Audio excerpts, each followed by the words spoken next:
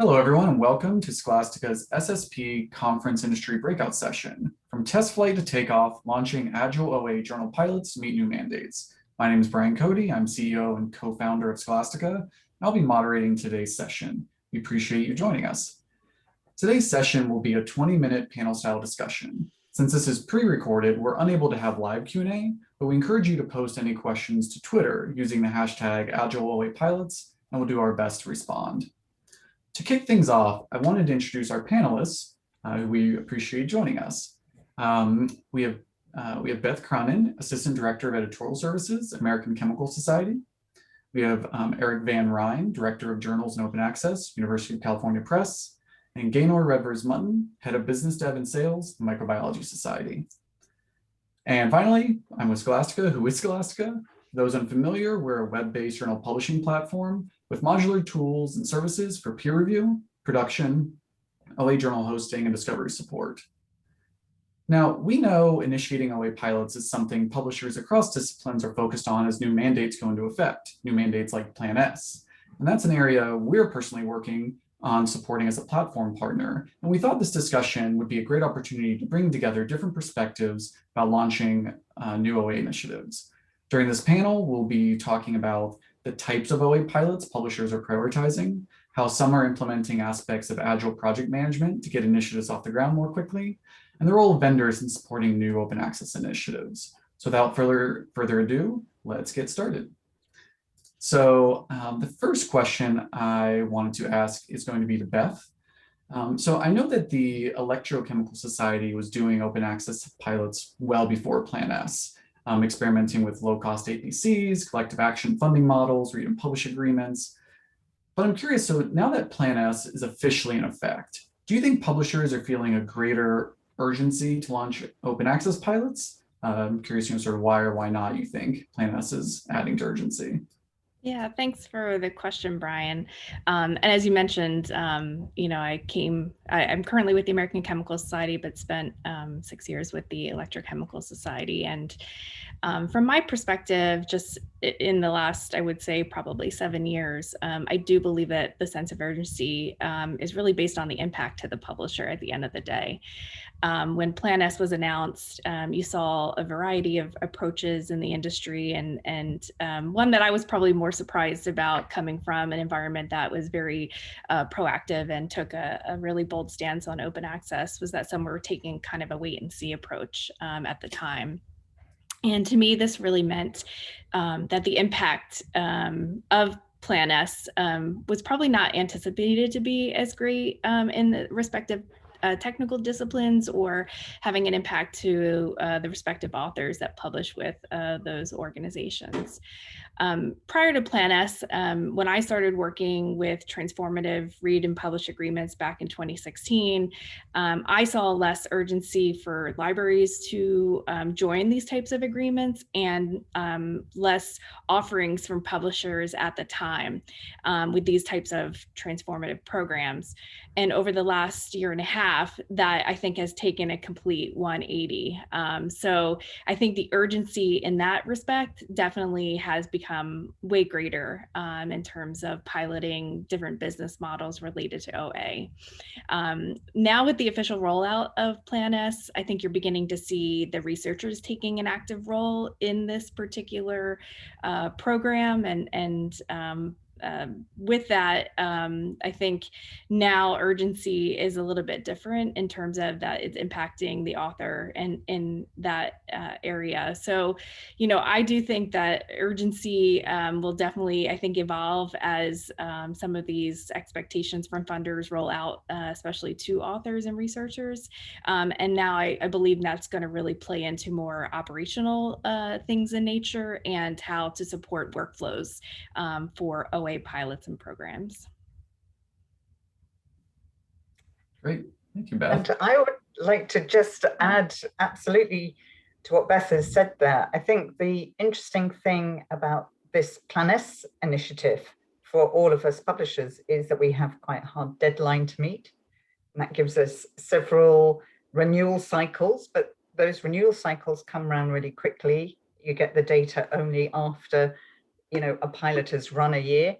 And so I think it's a very interesting way of running a project, really, because you have an absolutely defined endpoint and you've only got a few cycles in order to gather all the data and to see how your customer base is responding to the pilots that you're putting out there.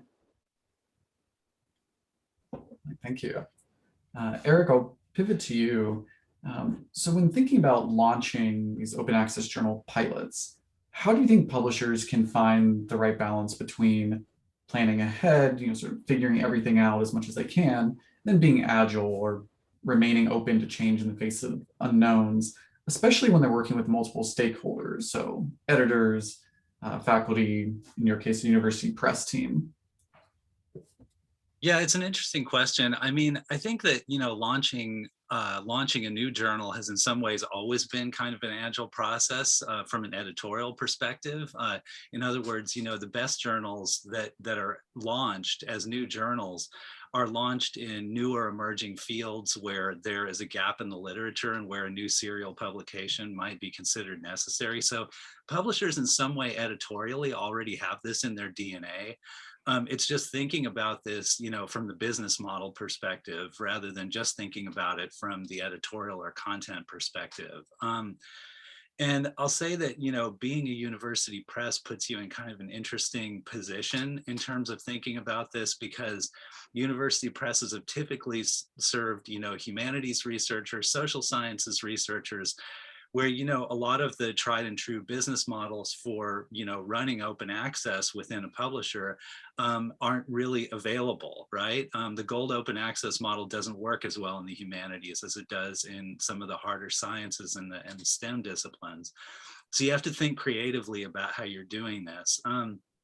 Also, we're a publisher that is kind of a hybrid subscription OA publisher, mainly subscription though. So the OA journals in some ways are all kind of experimental and they're all pilots.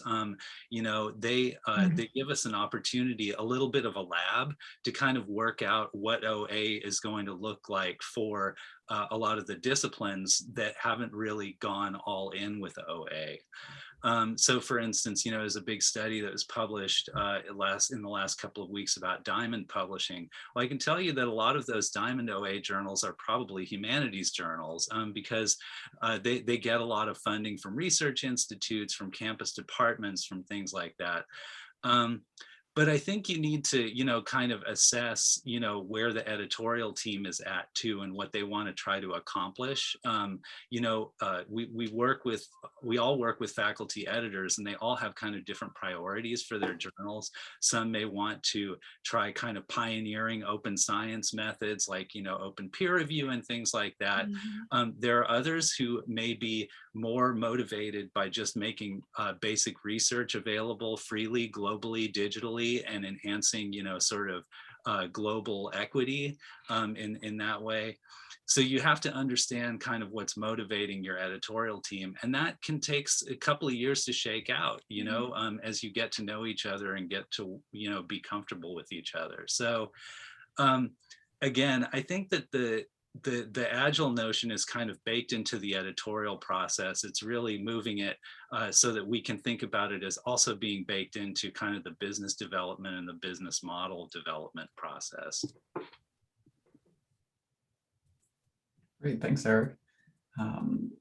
Gaynor, I want to come back to you. I know you've worked with multiple society publishers on transformative agreement pilots. So again, connecting to Eric's, sort of the business model side, how do we make these sustainable through the SPA Ops project? So what's your read on the potential for transformative agreements to work for small to medium publishers versus some of the sort of very large ones maybe we read about in the industry news? Or what other open access transition options stand out to you as being especially promising? I think for the smaller publisher and society publishers, one of the issues that had always confronted us was about how we establish and develop relationships with our customer bases. So I'm going to talk about librarians first and consortia. The SPA Ops project was absolutely fantastic in helping us to get a place at the table where most consortia had just dealt with the big, large commercial publishers, and our scale was really at a disadvantage there. And that brought us as a group of societies together to kind of really talk through and collaborate on business models. The pilots we then started off with are really interesting in the relationships that have built as a result of it. And I'm a real strong believer that one of the great potential opportunities that we're viewing here is a way to reestablish a really good working relationship with librarians. And of course, as custodians of sort of public money, usually, certainly in Europe, and I think very often in the States, they are keeping us on the straight and narrow in terms of our, agile project management here. We can't stray left and right. They are holding us to account. They are rightly demanding of us, real data and real transparency. And so I think, to your earlier question, what's keeping us on the straight and narrow, that, a really committed customer base who I think in many of these pilots, we're learning to work collaboratively with. And of course, the other important stakeholder group is our authors always. And this for us is about a journey where they have to understand the changing nature of our business. It's going to be a really big challenge to bring those along. We found in our early pilots in the UK and in some European countries that actually getting the message out about how they can benefit from some of the pilots we've run, which are publish and read pilots, has been a challenge. So in terms of what I think will work, I think what we all have to look at constantly is where other people are experimenting, where things are working and where they're not. We learn from other people's pilots as well as our own. And we, because of the scale and because of the composition of our particular list, which has both very strong OA profile journals as well as weak profile OA journals, we're looking at mixed models at the moment as a pragmatic way forward. So there's publish and read. But for sure, the really interesting models are that we need to keep a look at are the pure publish arrangements, and the kind of initiatives that PLOS are doing with their CAP models and so on. So it's going to be a continual learning process from what other people are doing. Eric, Beth, any observations about or predictions around what models are going to help open access? Well, I just, go ahead, Eric. Oh, yeah, thanks. I just wanted to, sort of emphasize the comment about collaboration that you made, Gaynor, because I think that it does, particularly coming from the university press community, which is largely comprised of, smaller publishers. I haven't, seen a kind of uptick in the dialogue that's happening amongst publishers about how to work together on these things. Without a whole lot of concrete action having come out of it yet, I think all of us are realizing that, the old kind of aggregated subscription model where, it's on autopilot and we just watch the subscriptions come in is going to require a little bit of a rethink, right? We're going to need to more actively engage with the library community and a number of other stakeholders, and it's hard for 140 university presses to do that individually. So I think that's an important point that you made. Yeah, and I would just piggyback off of, when we think about these types of OA pilots and programs and transformative agreements, just based in my experience and probably more as being in part of an organization at the time as more of an early adopter, one of the biggest challenges that I saw at the time was just the communication, and that did authors know that they're part of these programs and how to take advantage, and the simplicity of that. And, now with the proliferation of these transformative agreements happening, I think libraries are doing a much better job, an amazing job at communicating the availabilities of those programs to their research communities. But that's something, even as a publisher, what type of responsibility do they have to reach out to their communities, especially a society publisher who has a connection more from based on a membership perspective, and sharing, how to take advantage. And that was always, I think, a challenge, in the early days of back in 2016, when we had launched at the time, read and publish, and creating a workflow that was easily available to authors taking advantage of it. So, that's just something I think long-term that the industry needs to work out in order to be researcher centric. Great, thank you. So thinking about partners, one of the ones, well, to be self-referential, I think about vendor partners. And so I'm curious, does anyone have any insight into how vendors can better support these kinds of open access publishing pilots, either through, it doesn't even have to be products, but sort of, I think especially the way they approach it, or flexibility or things like that, to sort of be good partners for this.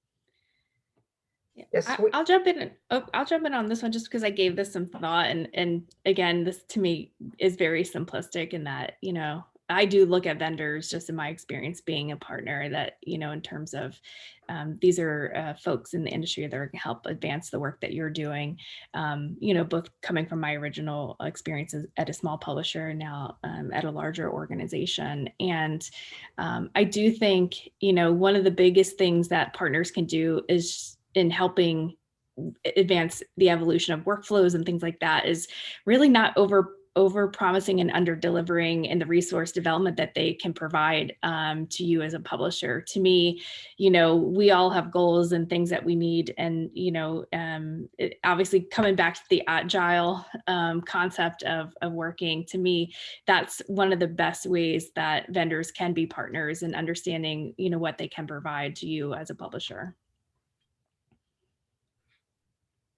Well, I was just going to reflect on the fact that we have several projects working at the moment, and the vendors that are helping us most are those that are patient and realize that there isn't a defined absolute endpoint and are prepared to pivot. And we have done some real pivots from where we started off. Mm-hmm. And those that are prepared to work in that way are by far and away, they're gold dust and great to work with. And it's part of a learning journey. Nobody has it figured out yet.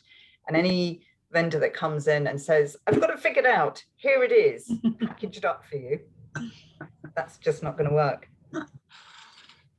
Eric, any thoughts on this? Yeah, I think there's I think there's a degree of flexibility that I like to see in, partners that we work with. And part of this is that technological development especially is expensive. And it's, and it's easier for, looking at this, if I were in a vendor's shoes, I would want to make sure that there was kind of a utilitarian approach where it was greatest good for the greatest number, right? And so that's the traditional way of looking at development, right? Particularly when a publisher comes with a project where they want some custom development done, usually the thought is, okay, well, how many other publishers are going to want to do this, right? But I think the reality is that in these kind of emerging areas, that's not going to be as readily identifiable, right? And so I think in some ways you have to look at vendors who are willing to be agile too, and who are willing to kind of take a flyer on new initiatives that, maybe may not cash out immediately, but may represent, a promising future. So it's trying to figure out how to do, I think, lightweight, development that helps publishers accomplish what they want to do without, as Beth pointed out, over promising and under delivering, and also without hard coding a lot of, logic into what's being done that, means that it would be very difficult to pivot later on. Mm-hmm. Yeah, and I would just say, I think the environment that we're in, the evolution of that, I don't think that's going to slow down by any means. And what the publishing world was probably way before my time. But the agile and the flexibility, I would definitely echo Eric's comments on that aspect. And that's, I think, as we continue this evolution and innovation, and it's exciting, in terms of the things that we are doing as publishers and continue to do. So more and faster changes and pilots coming. I think that sounds both exciting and, a lot of work. I'd love to keep discussion going, but the session, it's 20 minutes. So at this point, we're going to sort of stop discussion here. But as we noted, we encourage anyone watching, you can share your thoughts or questions on Twitter. And, like we mentioned, we'll share those with people on the panel. So that's under the hashtag AgileOA pilots. There's also a white paper which today's panelists contributed to. It's called Iterate to Innovate: How Scholarly Publishers Can Use Agile Methodologies to Respond to Changes More Effectively. And it has some of these themes as well. So I want to thank everyone who took the time to tune into this session. Also, a big thank you to our panelists. This was great. I really appreciate it. And for everyone, have a good day. thank you. Thank you. Thanks for having us. I cannot figure out how to stop the recording. There we go.